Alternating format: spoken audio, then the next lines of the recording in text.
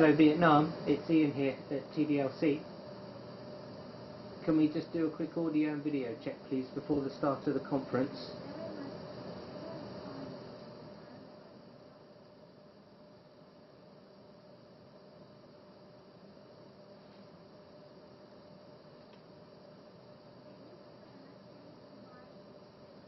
Okay, we're not hearing you at the moment. Can you check the microphones are all switched on please?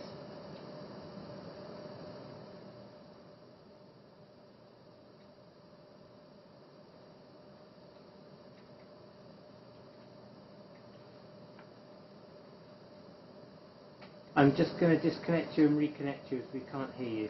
One moment.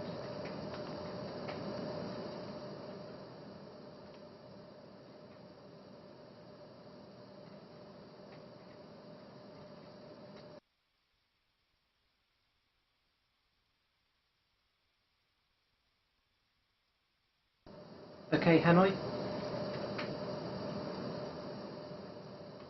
Hi, Ian. This is Hanoi, and I think the audio and video is very fine here. Thank you. Okay, great. We can hear you now. Yes. Thank you. And can I just check Singapore, please? Good morning, Singapore.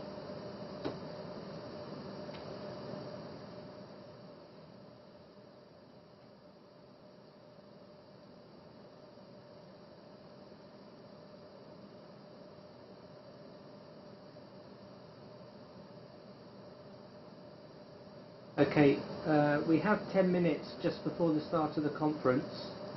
So if I can just remind everybody, if you can kindly keep your microphone mute when you're not speaking, so there's no disruptions during the conference.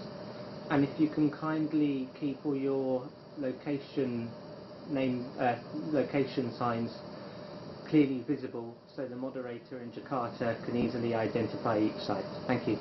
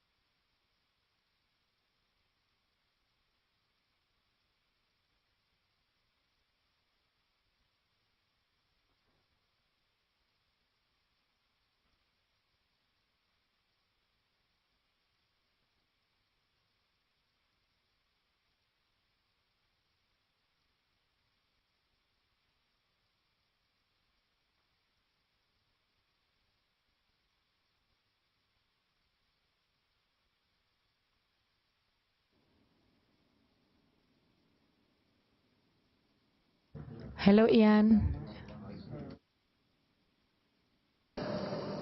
Good morning, Rimta. Hi, Ian.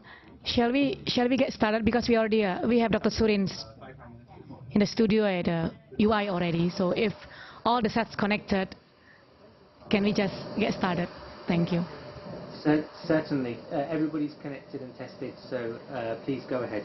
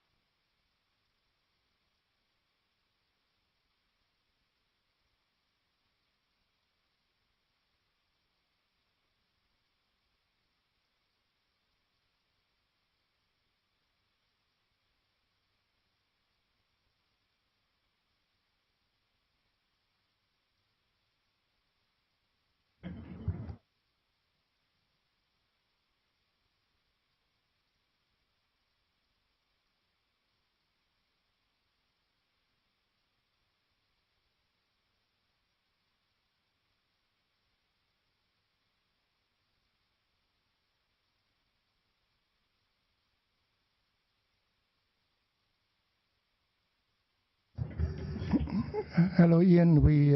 You can give a countdown now, Ian.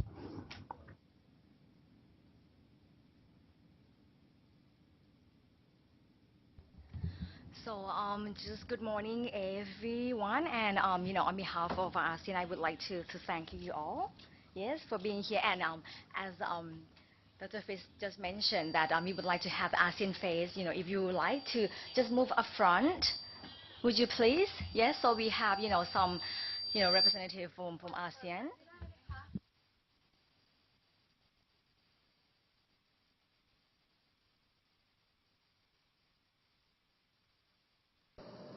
Okay, Jakarta, please go ahead when ready. Everybody's connected. Hello, can you hear me? This is Jakarta calling. Ian, can you hear me? Yes, I can. Oh, wonderful. Everything's coming through loud and clear. Wonderful. Tell me when I have to start. It's on now? Oh, okay. Good morning, everybody. This is Natalia Subagio from Jakarta, connecting to 8 different sites around ASEAN. We're based now in Jakarta in the University of Indonesia. This is the first ever video conference that has been arranged, connecting 8 of the 10 different ASEAN member countries through technology, and it's amazing what technology can do to bring people closer together. The purpose of this video conference is to give everybody, the communities around ASEAN, an overview or a sneak preview about what is going to happen in the upcoming ASEAN summit. It will also give you, the participants of this video conference, to raise questions and raise your concerns directly to Dr. Surin Pitsuwan, the Secretary General of the ASEAN Secretariat. So please take advantage of this opportunity.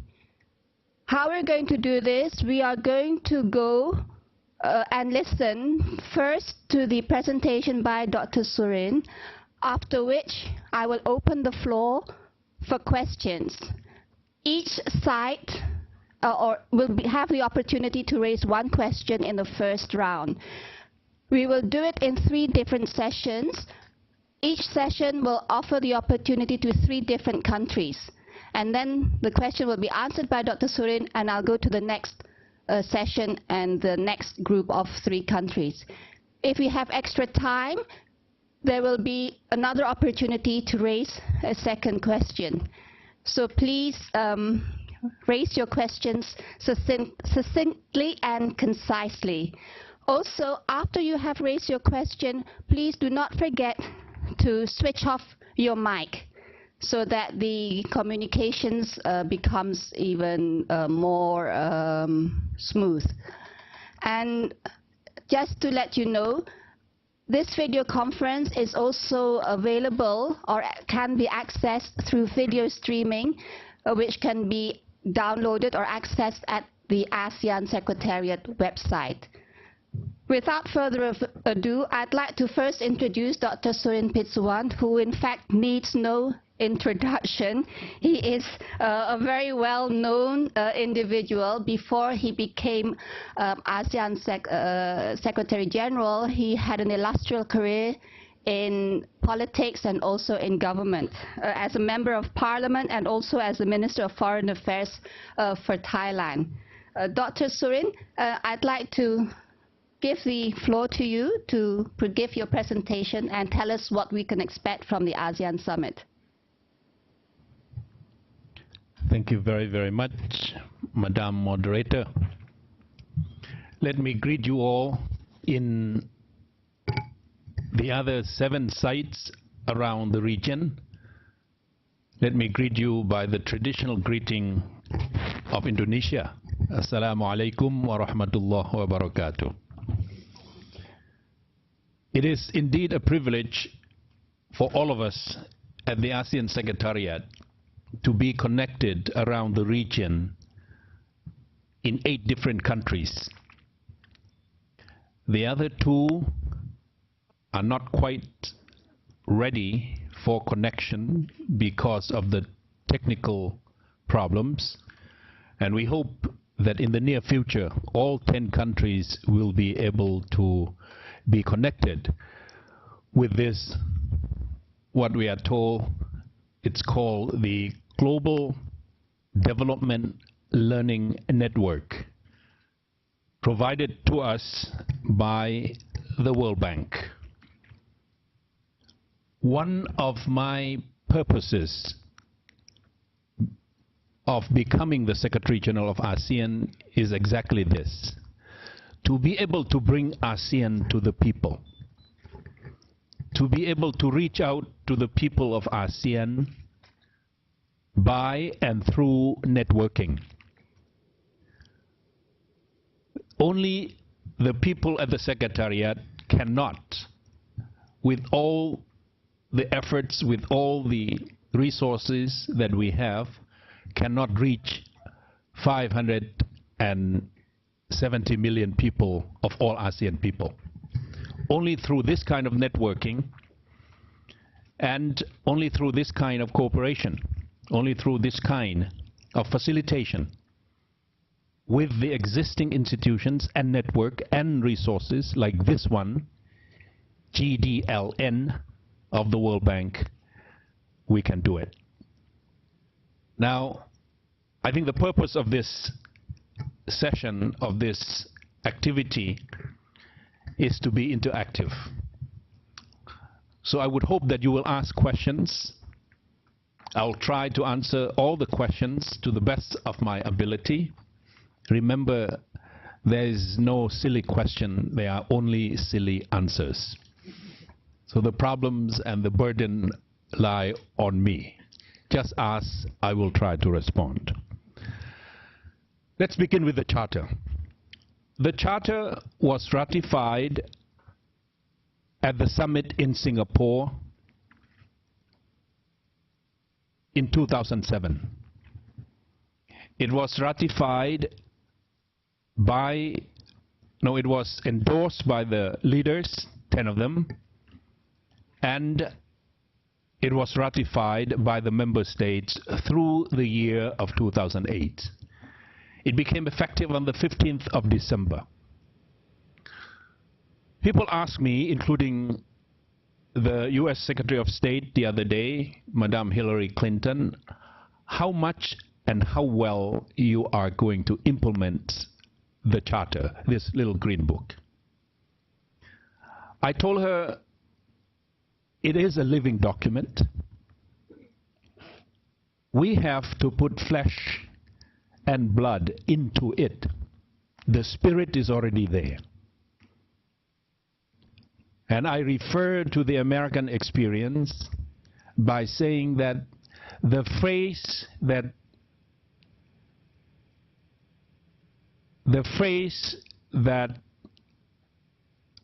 insists that all men are created equal has been in the US Constitution, in the US Declaration of Independence since the beginning of that republic. But it took over 200 years for Mr. Obama to complete that journey of freedom, that journey to fulfill the wisdom and the principle of the Constitution and the Declaration of Independence, that all men indeed are created equal and are equal to assume any office. I told her that in the beginning it was not even meant to include every colors. It was not meant to include women. So it was a long journey, the same as this document. And I told her that don't ever underestimate the power of the words. The power of the words contained in this document. She said, no, I have never underestimated the power of the word. she should know. She has been a politician, now she is the chief diplomat of the United States of America. She said she has never underestimated the power of the word. And I think that's the spirit that we all ASEAN, 570 of us, million, should take the document as a living document that needs to be implemented and needs contribution, needs participation, needs the ownership of the people of ASEAN in order to make it work. Now, in the Charter, we are supposed to build our community by the year 2015 based on 3 pillars. First pillar is political and security, because we want to see this region stable and secure. Because we want to avoid open conflicts among us, because we want to avoid any uncontrolled tension that would undermine our economic progress and our cooperation in many, many other fields. So the first pillar is to ensure that we will have stability, we will have security, so that other cooperation can be continued. The second pillar is probably most concrete of all, and that is the pillar of economic community. Because we need to improve, we need to raise the living standards of our people. We need to raise the economic achievement of our people all across ASEAN. We need to integrate. We need to ensure that we are competitive. We need to be confident that we can compete with the world and coming out winning. And we need to make sure that the fruits of that development, of that competition, will be equally distributed to our people. Our development must be inclusive. Our development must be equitable. And we cannot compete, each and individual of us. Indonesia is 230 million. ASEAN minus Indonesia is 40% less in terms of population. ASEAN without Indonesia is 1/3 less in its combined GDP. But even the size of Indonesia, I think the leaders of Indonesia in the past and the current leadership realize that Indonesia needs a larger platform in order to engage with the world outside, in order to benefit from that engagement, in order to be ensured that that competition and engagement have a higher degree of success. We want to integrate our economies. We want to bring down barriers. We have brought down tariffs among us tremendously. Almost 100% already, only between 0 and 5% tariffs. And we hope to bring 100% down. Our problems now is not the tariff barriers. Our problems now are the non-tariff barriers. NTBs. And NTBs can come in many, many forms. NTBs can come in the form of quota. You can't import that much into my market. You can't import this particular product because it is in a wrong kind of package. You can import that into my market because it's different color. You can import that into my market because the size, the weights are different from what we have in this market. All sorts of non-tariff barriers. That also has to be streamlined. Customs procedures. It doesn't make sense to bring down all the tariff barriers, but our products are caught up at our borders. If they are perishable goods, they will be rotten by the time they got through the custom services procedures. So we are going through single window initiative. We are going through one unified procedure, same forms that you have to fill up at the borders to get through. The private sector is complaining that spare parts from Ho Chi Minh City across Cambodia into Laos, into Thailand, for assembly lines in Thailand would take 3 weeks rather than 2 days. That defeats the purpose of our integration. So we have to build our community on that pillar of economic cooperation, economic integration. The last one, which is what we are doing now, is extremely important. If we want to build an ASEAN as a people-oriented ASEAN, I would refer to Article 1, the purposes of this charter, Item 13, to promote a people-centered ASEAN in which all sectors of society of ASEAN are encouraged to participate in and benefit from the process of ASEAN integration and community building. Item 14, to promote an ASEAN identity through the fostering of greater awareness of the diverse culture and heritage of the region. There is a new space being opened up for the people of ASEAN. It has been complained for the last 40 years that ASEAN has been an organization, a forum only of the leaders, only of the diplomats, like myself. People ask me, will we succeed implementing our charter? I said, well, from now on, if we don't succeed, don't blame the leaders alone. If we together don't succeed and achieve our goal of building an ASEAN community by the year 2015, don't place the blame on the diplomats alone.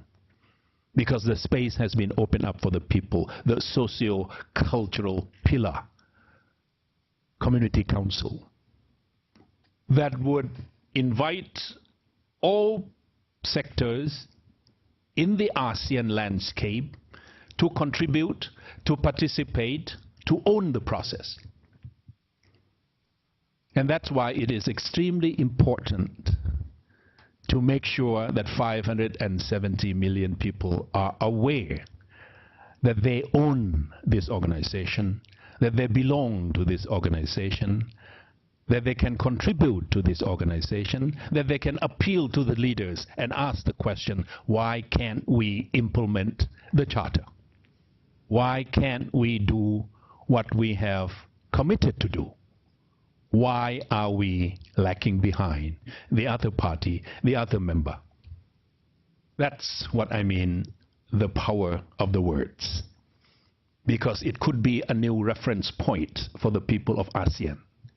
It could be a new standard for the people of ASEAN. We want to measure up to what the Charter has given us through the sacred signatures of our leaders over a year ago in Singapore.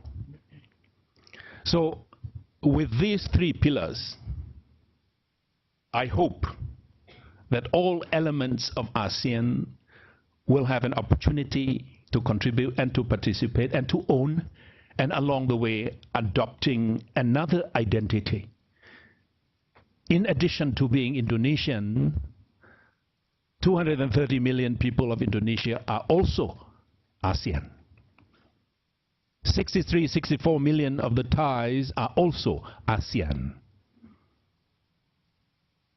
like the Europeans have achieved in the past few years. I am a French, but I am also a European at the same time. I am a British, but I'm also a European at the same time.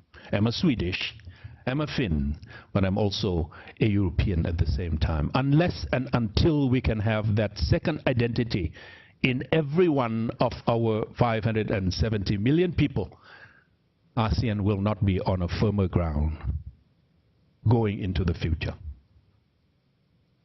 ASEAN has been accused of being a talk shop. A certain portion of the history of ASEAN, I was responsible as foreign minister, as chair of ASEAN. Now I'm back in the process as Secretary General of ASEAN. I can guarantee you that it is more than a talk shop. It aspires to achieve. And at the 14th summit in Cha'am in Hua Hin in Thailand, south of Bangkok, the leaders are going to gather in order to look into the progress of our community building. They will consider a new plan of action for ASEAN community building. They will adopt 2 more blueprints of community building, and that is the blueprint on political and security community, the blueprint on socio-cultural community.